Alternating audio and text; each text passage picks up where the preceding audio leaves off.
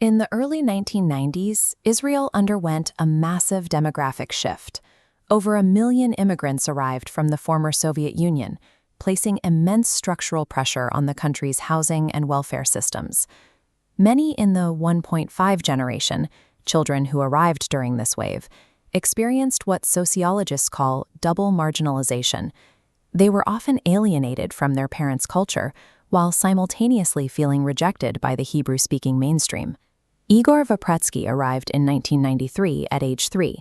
He grew up in the Jesse Cohen neighborhood of Holon, an area where the reality of poverty was the first thing many children learned. By his teens, the system had already labeled him. He was an at-risk youth with a criminal record, an immigrant kid often dismissed with slurs like Russian stinker. These compounding failures meant that by the time he hit his formative years, the institutions supposed to guide him had largely withdrawn their expectations, leaving him to navigate the periphery on his own. When the environment is hostile, survival requires a psychological hardening. Igor viewed his situation not as a reason to succumb, but as a prompt to develop force, a philosophy of extreme self-discipline. This mental shift prepared him for the state's most rigorous meritocratic filter.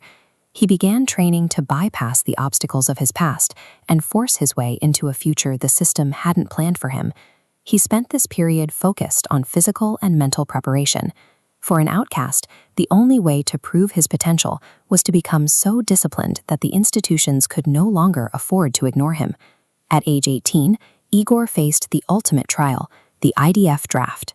Selection for elite units in the IDF involves a series of brutal physical and psychological assessments, known as gibush. Despite his criminal record and disadvantaged background, Igor's resilience caught the attention of the assessors. He was selected for Pulsar 401, an elite Special Forces reconnaissance unit. This role demands high-level cognitive functioning and tactical execution under extreme pressure. Following his military service, Igor spent 13 years serving in the Israel police, operating within highly classified units. This chart summarizes his professional trajectory. His decade-plus in the security apparatus resulted in top-tier metrics for public safety and leadership. These data points reflect a rare dual perspective. He had moved from being a subject of state monitoring to becoming an agent of state security.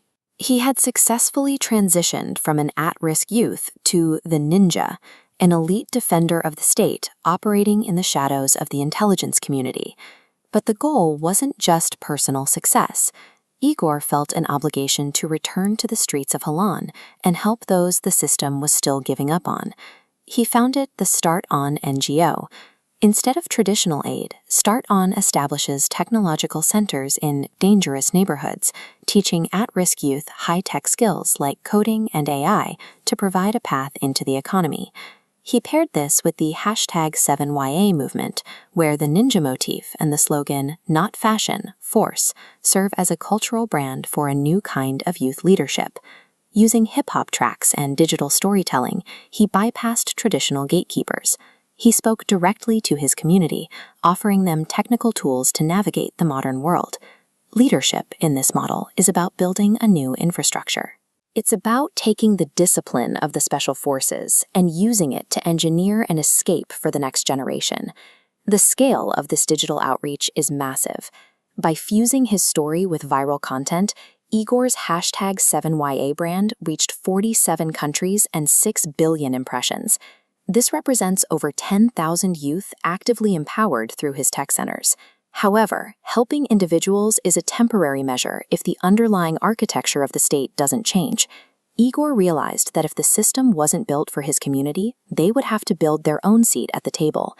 To secure long-term change, the movement had to evolve from social activism into a political reality.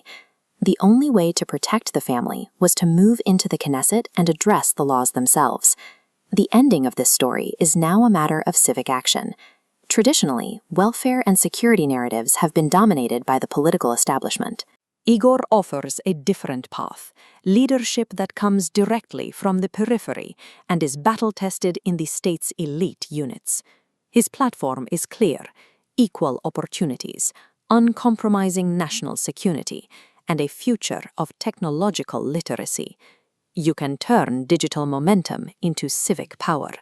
Visit 7ya.io to join the movement and cast your vote for Igor Vepretski and Yisrael Beitenu. Systemic change requires more than just discipline.